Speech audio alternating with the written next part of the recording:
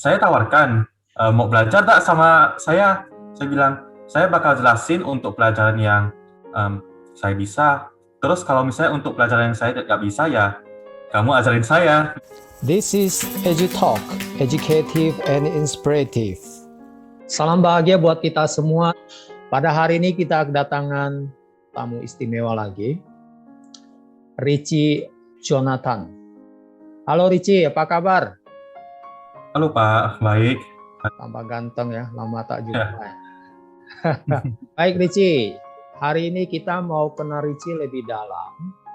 Karena selama ini kan Bapak ngajar Richie juga nggak pernah nanya-nanya lebih jauh ya. Tolong ceritakan bagaimana masa kecilnya, hobinya untuk kita semua. Silakan Richie. Oke, kalau pertama-tama ya, kalau hobi saya sih sederhana aja. Ya, seperti kebaikan orang ya main game. Itu hobi saya. Terus saya juga hobi untuk belajar sesuatu yang baru, mencari hal baru. Dan juga sekarang kan lagi persiapan mau kuliah di Jerman. Nah, jadi hobi saya ya tambah satu, belajar bahasa Jerman. Seru ternyata. Nah, Luar biasa ya. Nah, sekarang riwayat masa kecil saya sih sebenarnya gak ada yang istimewa banget sih. Nah, pertama-tama saya lahirnya di Pontianak, tapi besarnya di Kuching, Sarawak, Malaysia.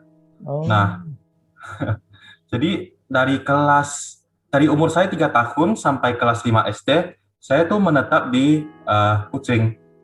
Berarti sekolah dasarnya di Kuching ya? Iya, tapi selesai SD-nya di Pontianak, kelas 6 SD tetap di Pontianak, pindah. Oh iya. Okay. Jadi selama saya di Kuching ya, saya orangnya buta pendidikan, nggak peduli pendidikan sebenarnya. Ya di rumah belajar karena dipaksa orang tua. Jadi orang tua bilang belajar ini, ya belajar.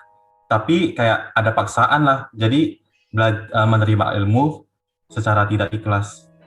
Terus di rumah main game terus setiap hari, tapi dibatasin orang tua loh. Hanya boleh main Jumat, Sabtu, Minggu. Kalau nggak dibatasin ya pasti mainnya all day, all night. Terus ya pas saya kecil kelihatan kayak gak ada apa-apanya, gak ada bakat, ya gitu deh. Terus masa transisi saya di mana saya pindah dari Kuching ke Pontianak, itu bisa dibilang salah satu titik balik sih. Nah, dari Kuching ke Pontianak, ya itu pas saya kelas 5 SD. Saya kesulitan banget untuk berbahasa Indonesia, karena ya di Kuching ngomongnya bahasa Inggris. Nah, jadi selama masa transisi itu, aku les bahasa Indonesia. Padahal ya bahasa ibu saya bahasa Indonesia. Terus pas masuk agak asing karena gak terbiasa dengan kelas di mana ngomongnya dan komunikasinya tuh pakai bahasa Indonesia. Jadi kayak rasanya kayak terasingkan lah sendiri. Nah, lucunya pas tes masuk gak bagus banget hasilnya. Jadi kan ada tes matematika, IPA, dan Inggris. Dan yang saya lolos tuh Inggris aja. Jadi MTK sama IPA-nya tuh gak lulus. Dan disarankan untuk masuk ke kelas 4, jadi turun 1 tahun. Tapi karena saya ada mama yang sangat baik, dia memohon agar masuk ke kelas 5. Terus dievaluasi dari sana. Kalau emang gak layak naik kelas ke kelas 6, ya udah biarkan di kelas 4 aja.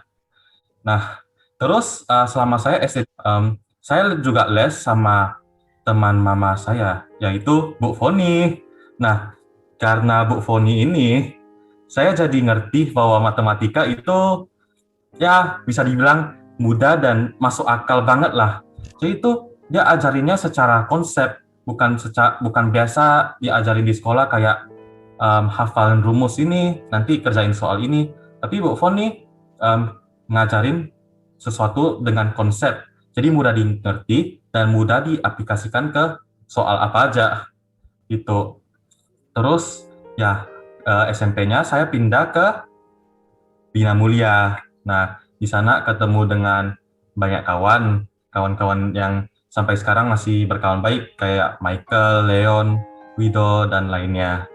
Nah, di SMA saya di SMP saya awalnya ya masih gak peduli pendidikan banget sih. Terus suatu saat pas saya kelas 7 saya ikut camp gitu. Camp ini benar-benar memberikan api dalam hidup saya.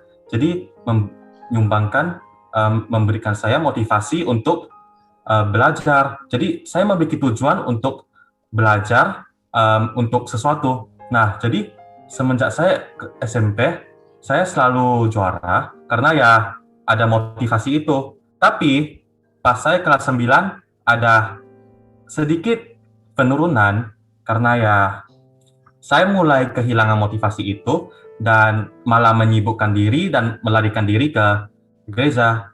Nah, jadi saya full sibuk di gereja dan meninggalkan yang namanya belajar. Tapi pas kelas 10, ya saya menyadari bahwa kita tuh harus seimbang antara kapan waktu untuk belajar dan kapan kita harus mengembangkan jiwa spiritual kita. Nah, jadi kelas 10, saya agak cari lagi yang namanya motivasi. Tapi saya mengandalkan yang namanya dorongan. Dalam bahasa Inggris ya namanya drive. Jadi drive sama motivasi bisa dibilang mirip. Tapi drive itu sesuatu yang akan berada dalam diri kita dalam jangka waktu yang lama atau bahkan selamanya. Kalau motivasi bisa hilang kapan aja dan datang kapan aja. Dan semenjak itu, saya pun mengenal konsep drive ini. Ya, awal mula kenal itu ya dari YouTube. Saya menonton seseorang yang mampu belajar 12 jam sehari tanpa bosan, non-stop. Namanya Schultz, Jason Schultz kalau nggak salah di YouTube. Gara-gara dia ya saya mendapatkan dorongan itu untuk belajar dan ikut lomba, organisasi di luar sekolah, dan lainnya. Nah, jadi karena ada dorongan ini, ya saya berkomitmen untuk belajar setiap hari, dan tentunya jangan lupa sosialisasi juga, dan ikut lomba. Jadi selama saya SMA penuh dengan kisah perlombaan, terutama perlombaan matematika, pelajaran gitu, dan komputer juga. Nah, semenjak SMA ya nilai saya justru meningkat pesat. Terus pas saya kelas 12, ini juga mengembangkan self development saya sih. Saya coba daftar ke organisasi yang namanya Math Q&A. Jadi itu organisasi yang memberikan pelajaran matematika, memberikan dalam bentuk post di Instagram kepada orang-orang. Jadi dengan saya ikut organisasi ini ya, saya bekerja sebagai content creator dan juga mengembangkan Indonesia dalam bidang pendidikan, terutamanya khususnya matematika. Ya, jadi di sana saya membuat postingan setiap hari, story, terus juga mengadakan perlombaan matematika. Jadi saya berpartisipasi sebagai panitia di sana. Ya, itu saja sih riwayat saya sampai dari awal sampai sekarang. Saya kilas balik sedikit, Richie. Katanya ada camp waktu kelas 7 SMP ya. Boleh cerita camp apa itu yang membuat Richie menemukan titik balik?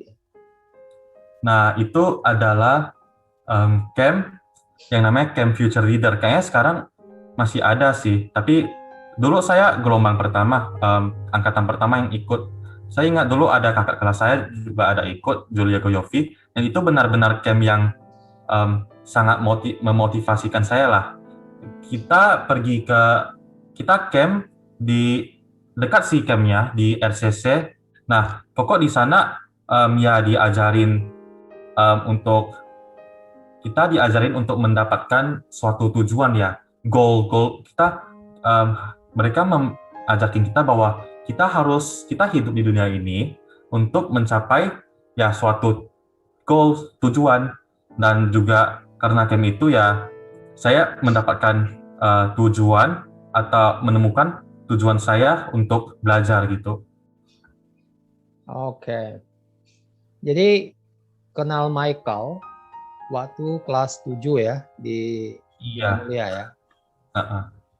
Dari pembicaraan kemarin, Michael itu sangat dekat dengan Anda gitu.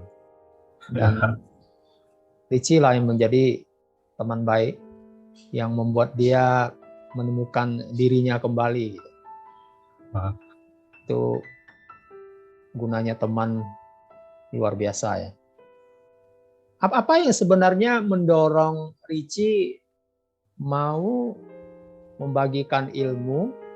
Oh, saya mau bilang ya, sebenarnya bukan Michael yang datang ke saya, tapi saya yang datang ke Michael gitu. Saya awalnya melihat ulangan matematika Michael yang nilainya sangat buruk, padahal itu bisa bagus banget. Jadi menurut saya sangat disayangkan kalau emang ya gak dikembangkan gitu, padahal kemampuan dia tuh lebih dari itu. Jadi saya tawarkan, mau belajar tak sama saya? Saya bilang, saya bakal jelasin untuk pelajaran yang saya bisa. Terus kalau misalnya untuk pelajaran yang saya tidak bisa, ya kamu ajarin saya. Misalnya ya saya kurang paham yang mata pelajaran yang tertulis gitu, seperti bahasa Indonesia, sejarah gitu. Jadi ada barternya ya. Saya lompat sedikit ke depan ini. Mengapa Richie mau kuliah ke Jerman gitu? Alasannya Kenapa apa? Ya? Sebenarnya ada awalnya saya nggak kepikiran untuk ke Jerman. Awalnya mau di Singapura, mau coba ambil beasiswa ASEAN untuk ke NTU atau NUS, National University Singapura dan Nanyang. Nah, habis itu plan saya mau coba ke Australia. Tapi karena ada teman mama yang sangat berpengalaman untuk mengurusi yang ke Australia gitu, mengatakan bahwa banyak sekali orang Indonesia di sana dan ya kita agak susah dong mendapati kulturnya Australia. Nah, jadi tujuan saya ke luar negeri ya mempelajari kulturnya dan juga mendapatkan ilmu dari sana. Nah, jadi ya terus tiba-tiba mama bilang, kenapa nggak mau ke Jerman aja? Karena Jerman biaya sekolahnya gratis dan hanya perlu biaya hidup. Nah, jadi ya pada akhirnya ya putusnya ke Jerman. Dan juga kan saya mau ambil jurusan computer science yang berhubungan dengan teknologi gitu kan. Dan ya kalau saya lihat Jerman, dia juga salah satu negara yang memiliki perkembangan teknologi yang sangat baik. Oh, itu alasannya ya. Ya. Rencana kuliah di mana? Di universitas apa? Di kota mana? Sudah dapat kepastian? Kalau kepastiannya ya belum sih, tapi saya sudah rencana mau ambil kuliah. Ada 3 pilihan sih. Kalau kepastiannya ya saya harus mendapatkan sertifikat bahasa Jermannya level B2. Sekarang saya baru masuk B1, jadi sekitar 3 bulan atau 2 bulan lagi baru saya dapat sertifikat bahasanya, baru bisa apply ke universitasnya mereka. Oh, nah, gitu, kalau tahapannya. Ya. Itu yang menerbitkan sertifikat bahasa itu siapa? Goethe Institute di Jakarta atau di Bandung, dan juga ada yang cabangnya di Surabaya. Oh, jadi sekarang gimana Richie belajarnya online gitu? Ya, belajar online di yang Goethe Institute Jakarta. Oh, yang Jakarta ya. Ya. Udah berapa lama Richie belajar di Goethe Institute itu? Dari November lalu. Oh, November. Udah lama ya? Ya, tapi ambilnya ya pas November sampai April kemarin ambilnya yang kayak masih santai, kayak Senin, Rabu, Jumat les aja. Sekarang udah mulainya setiap hari Senin sampai Jumat. Oh iya. Itu 3 bulan lagi ya akan tahu ya hasilnya ya? Iya.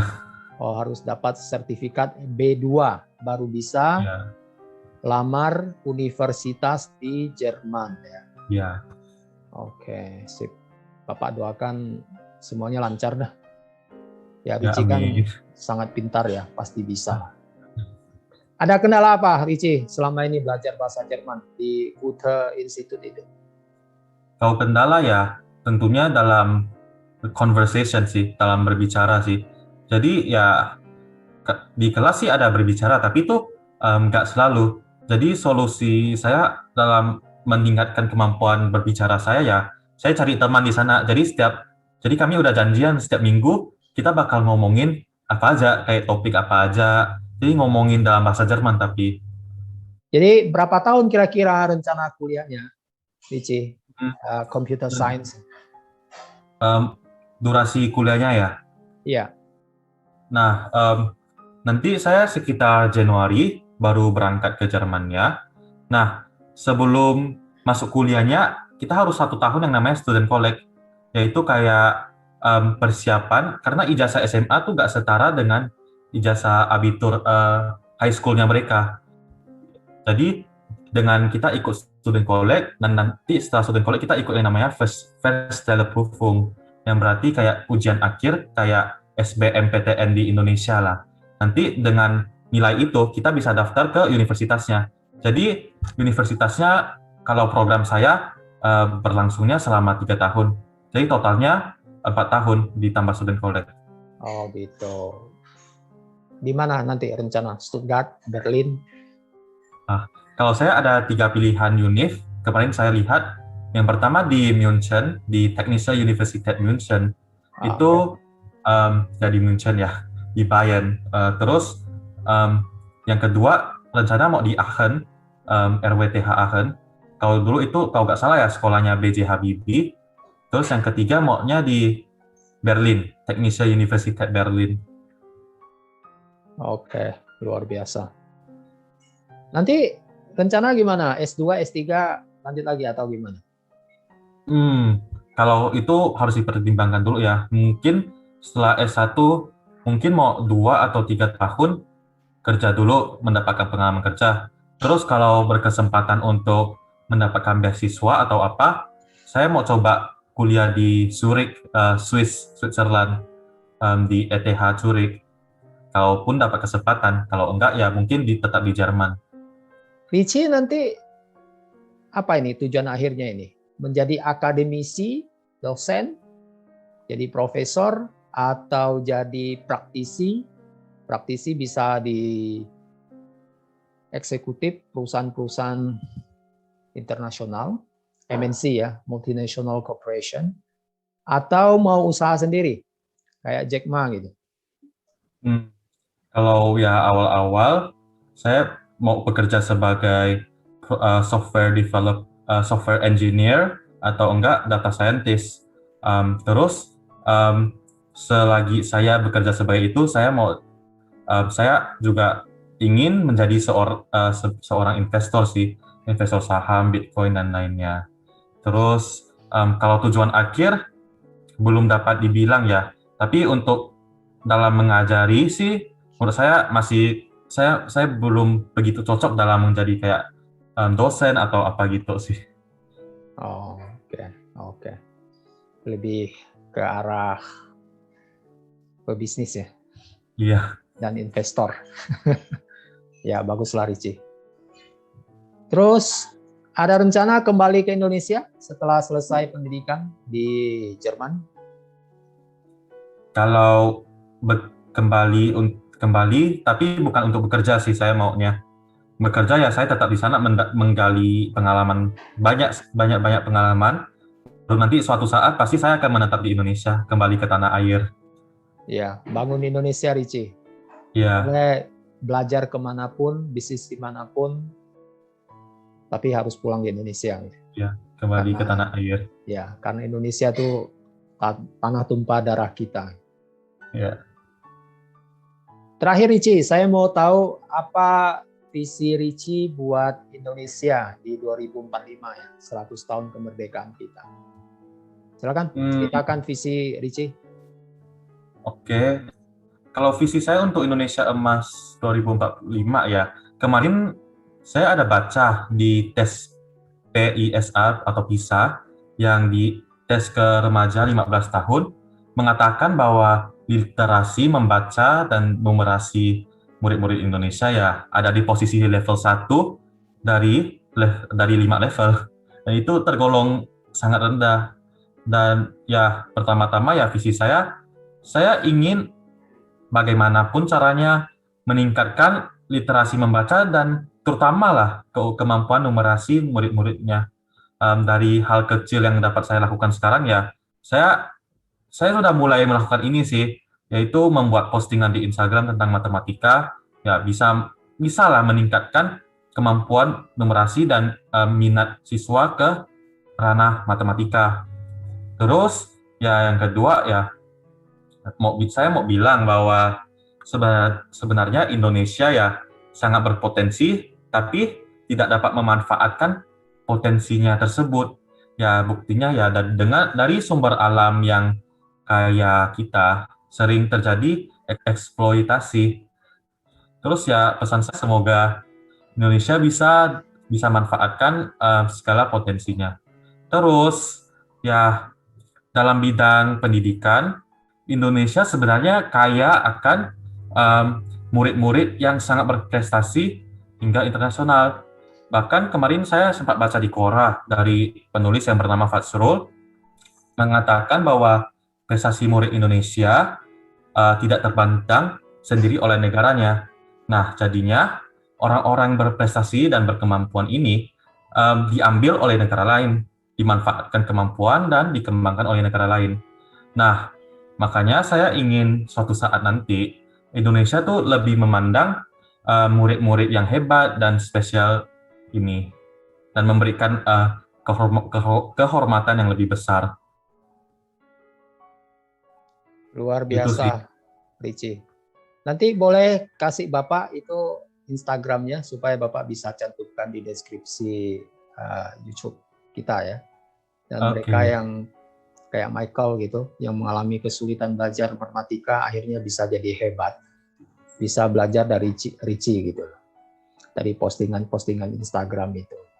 Saya juga pernah baca buku yang ditulis oleh Richie di tugas akhir itu. Pak Ben ada kirim ke saya. Dan saya lihat luar biasa itu. Rumusnya lengkap. Itu berapa lama bikinnya itu buku itu, Richie? Aduh, itu benar-benar prosesnya sangat lama sih. Kami pokoknya ya 3 minggu sebelum deadline kami mulai kerja. Dan setiap hari kalau ada waktu luang, saya kerja. Bahkan pas istirahat di sekolah, tengah-tengah ya saya kerja buat itu. Ya, dan juga seringkali begadang sih. Oh, luar biasa pengorbanannya ya. Iya. Nanti saya kasih linknya juga di deskripsi YouTube kita. Bagi yang berminat boleh download gitu ya. Oke ya, saya minta izin dulu sama penulis bukunya. Boleh. Tadi saya dengar visi Richie 2045 untuk Indonesia itu luar biasa. Karena kita lihat Amerika hari ini maju. Dulu kan karena mereka punya Silicon Valley ya. Itu kan mulai dari Yahoo waktu itu ya. Mereka sukses, kemudian kaya raya. Lalu muncullah perusahaan gelombang kedua seperti Facebook, Google, ya, lain-lainnya, Amazon ya kan. Dan gelombang pertama inilah kemudian yang menghidupkan gelombang kedua. Dan orang-orang Amerika yang ada di Eropa ditarik balik ke Amerika, bangun Amerika. Demikian juga di India, di Bombay. Jadi mereka juga menarik ahli-ahli orang-orang India, diaspora India kembali ke India, membangun India gitu. Tiongkok juga gitu. Kita lihat Jack Ma, Alibaba Group, itu melakukan hal yang sama. Ketika mereka membangun Tiongkok, semua diaspora orang Tiongkok di luar negeri yang terkenal ditarik balik ke Tiongkok, membangun Tiongkok. Makanya sekarang ada gelombang kedua Tiongkok yang membuat mereka bisa mempunyai ekonomi lebih besar dari Amerika dalam hal produksi ya. Tapi kalau totalitas sih masih kalah dari Amerika. Tapi untuk produksi Tiongkok sedang terbesar di dunia. Dan saya harap Richie nanti di 2045 bisa melakukan itu untuk Indonesia.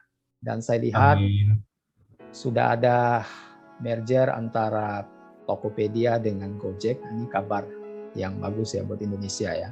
Sudah begitu banyak investor yang dulu menanamkan modal di Facebook, di Google, di Amazon, di Alibaba Group, sekarang juga menanamkan modal mereka ke Tokopedia dan Gojek. Ratusan juta US dollar, luar biasa. Ya, nanti sudah banyak teman orang-orang Jerman dan Eropa lainnya, ajak mereka investasi di Indonesia. Pasti. Ya, Richie, ya itu yang Bapak harapkan, kamu sukses di Jerman dan tetap pulang buat Indonesia. Ada pesan dari Richie buat viewer podcast EduTalk kita yang tak sempat saya tanyakan? Silakan kalau masih ada. Pesan ya, semoga EduTalk dapat mengundang orang-orang lain yang hebat, yang lebih hebat dari saya, dan ya semoga makin maju aja EduTalk nih. Ya. Ya, terima kasih doanya. Saya punya harapan bahwa pendidikan itu untuk semua dan semua untuk pendidikan. Kita memberikan edukasi, inspirasi buat banyak orang. Saya melihat apa yang dilakukan Richie buat Michael di podcast kemarin saya dengan Michael. Ya, Anda sudah lakukan sesuatu yang luar biasa yang ya baru saya coba rintis di EduTalk ini gitu loh. Saya jadi guru sudah sangat lama, tapi saya tidak tahu apakah saya mampu menginspirasi, mengedukasi gitu. Sekarang saya mau minta tamu-tamu saya melakukan itu. Dan nanti Richie pulang dari Jerman pun saya mau undang kembali gitu. Baik, Richie, ini lagi pandemi, kita tetap jalankan prokes, sehat selalu, dan Tuhan memberkati kita. Bye-bye. Bye. Terima kasih. This is EduTalk, educative and inspirative.